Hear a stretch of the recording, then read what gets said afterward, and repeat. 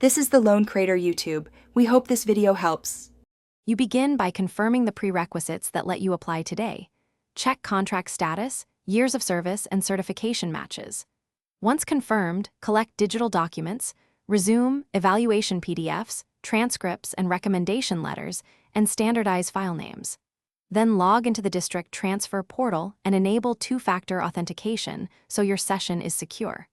Make sure to record position codes and deadlines in a single checklist. These actions get the application started immediately and prevent wasted time hunting for documents later. Once your portal access is set, begin the application form section by section, entering your current assignment, desired location codes, and preferred start date. Upload each document to its specified field. Do not attach everything to one upload.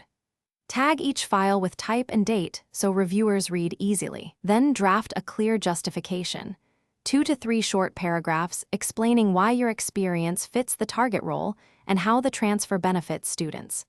Make sure to save drafts frequently and preview before submission. Finish by performing a final review.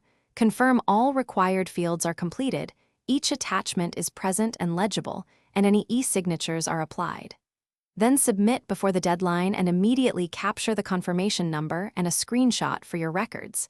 If the system flags or rejects the application, read the rejection note, correct only the specified items, and resubmit promptly. If the reason is unclear, contact HR with your confirmation number and ask for exact next steps to avoid repeated delays. Thanks for watching.